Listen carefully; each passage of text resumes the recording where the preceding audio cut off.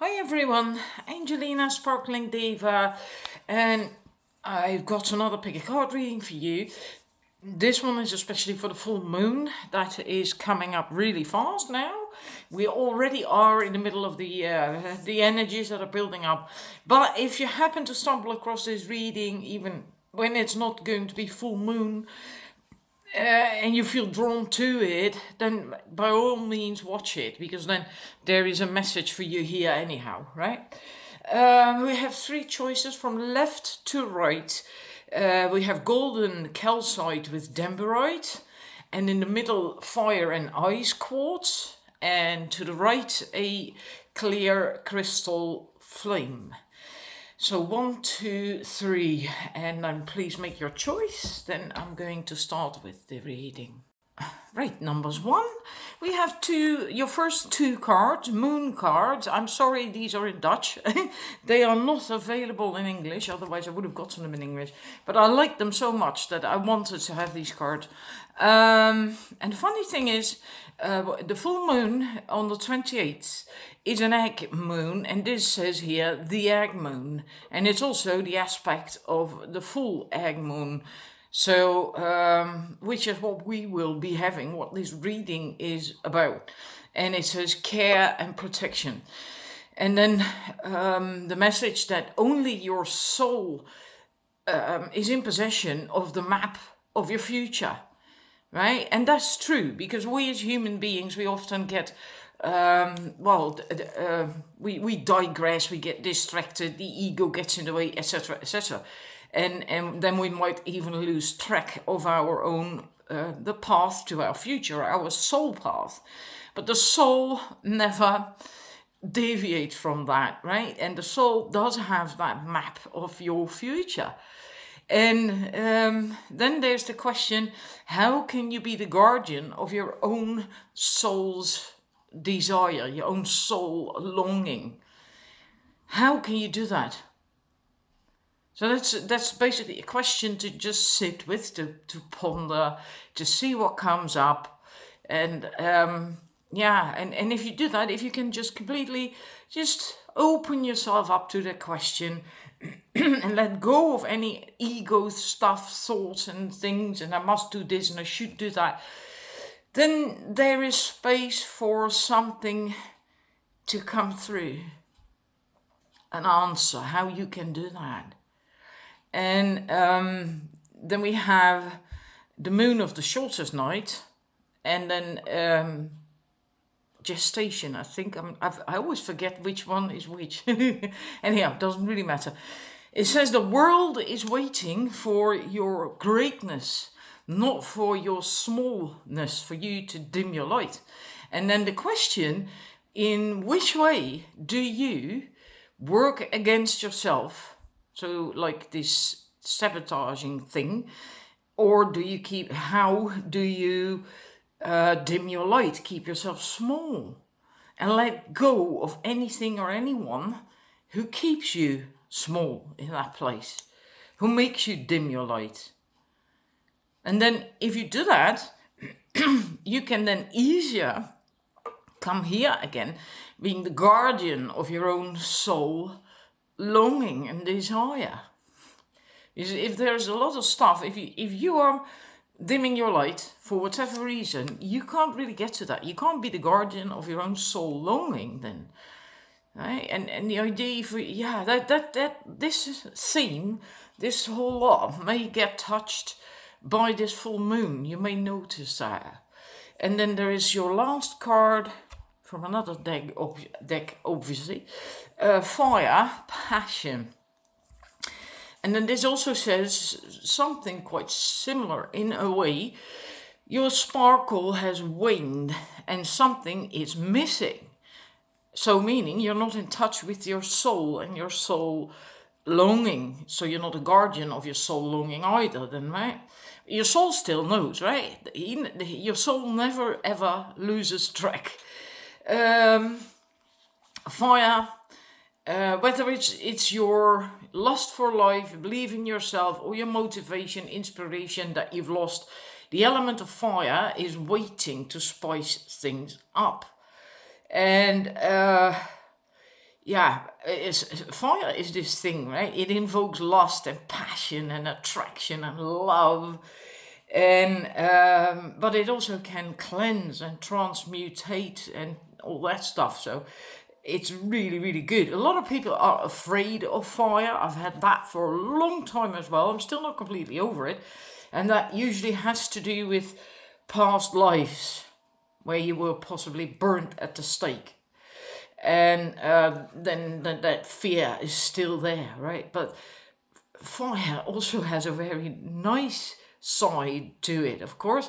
It's not always destructive. Fire is also warming and nourishing. And after a piece of, like, for instance, grasslands, savanna, or woods or whatever burn down, the soil after that is very fertile. So then a lot can grow again. So it can bring renewal as well, right? After there was destruction, obviously. And the Aborigines in Australia even did that deliberately in the past, burnt down whole sections, but they controlled it. They knew how to do that because they knew that that would be beneficial to the land, because then new stuff could come up again, right? Strong new shoots would come up. So fire is a good one to work with for you, to refine your passion, your inspiration, and so on. And also to cleanse and purify if need be. If there's doubts or worries, things that cloud your view, stuff that makes you keep yourself small, that we saw there. And it will, then it says, I like that a lot, fire will fuel you to be able to walk in your true light with full might, vitality, and vigor as you reclaim your power. And then you're not dimming your lights anymore, which came up here. And then you can be the guardian of your soul longings. So it's good for you at this time to work with the element of fire. So maybe you can just light a couple of tea lights, or candles or whatever, and focus on them. Breathe that flame and breathe into the flame. You can also do that by exhaling negativity and so on into the fire of that flame. The fire of that flame, right, that makes a lot of sense. Into the flame of that candle or tea light, and inhale the beautiful new positive. Then it helps to do that too. There's plenty of ways you can work with the element of fire, but that's just one of them. I do hope you're gonna have a beautiful full moon time, and that this resonates with you, and that is working out for you, the moon, that is not bothering you too much. Thank you for watching, and I'll see you again next time. Numbers 2, we're rolling. Here's your reading. And I always feel a little bit awkward about using Dutch cards. These obviously are not in English, right? Because I never like it when a reader does that. But the thing is, these cards are not available in English, and I really wanted these cards for the moon card. Well, then you have to make a choice, right? Anyhow, we have the moon of the sky fire, or the moon of the heavenly, or the fire of heaven. It doesn't really matter. And a second card came out for you, and actually only had intended to go for one. 2 cards came out, and this one is the egg moon, a card of the egg moon 1. The aspects of the waning moon. But the funny thing is that we are going to have the egg moon as full moon. So, and that card came out, the egg moon. Anyhow, your message is that the truth is inside of you, in your center. And I think that there's more in here, of course, but I feel that that's actually the most important thing for this reading. And we have here dreams are messages from the subconscious. And which dream do you dare follow, which not? Listen actively to your dreams during the day and at night. So what your thoughts are during the day then, right? Because you don't sleep during the day, I suppose most people don't. And the reason I think this is only this one, and I'm not translating that, is because of this card. The Book of Shadows, Secret. And that also says that you have all the wisdom within you, which is exactly what this card said here. And that card. And that's why I only translated that message. And the knowledge that you possess runs deeper than you think. You have information that you have the information that you need to move forward. And so this is all this stuff is what might come up or what is important for you during this time and for a brief period of time after the full moon as well. All allow the answers to shine forth, and you will gain all the knowledge you need to help you on your journey. You are the wise one, the wisdom keeper. And then it says that it would be really good if you would, for now at least, journal a bit. Right? Like the Book of Shadows is a journal, the journal that witches use to write down their stuff. Their rituals and all, and everything that means something to them, that's important to them. So it's like a journal. It is a journal.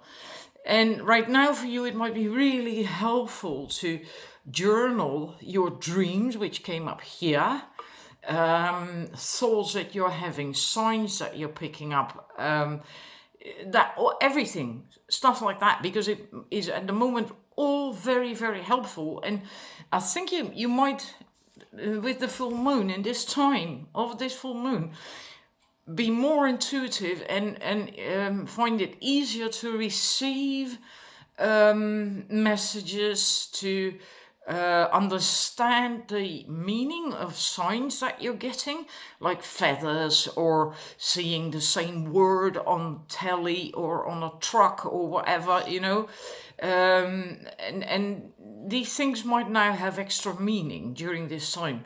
And if you're very intuitive, open, you can understand these messages. And if you can't really yet, then it's really good to have a journal so you can write it down. And then maybe a week from now or a month from now, all of a sudden you think, dang, now I get it. And then you can look up and go to your journal and, do something with it. And it will help you to move forward in your life, because you do have all the wisdom. And by doing this, paying attention to your intuition, to the signs you're getting, to your dreams and your thoughts, etc., etc., this might help you to move forward with whatever it is you want to do. And also to come to trust that you indeed have all that wisdom within you. Because there's two cards here that say that you have your truth inside of you, in your center. This card says a very similar thing, right? You're the wise one, you have everything you need to know in order to move forward, and so on and so forth. So this is what I have for you. This is what is going to be important to you now, because we're already in the moon energies. Full moon energies are building up. During the full moon, of course, and then for a while after the full moon as well. So this is your message. Thank you for watching, and I'll see you again next time. Bye. Number 3, welcome to your reading for the full moon. I need to say that again. These cards are, as you can see, not in English. They're in Dutch, my language. And the reason for that is that they are not available in English. Otherwise, I never buy Dutch cards anymore, because then it's awkward to use them for my channel, right?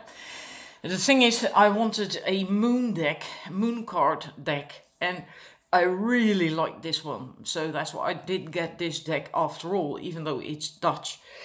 Anyhow, we have for you 2 cards from that deck. We have Virgo and the Moon of Awakening, Fertility.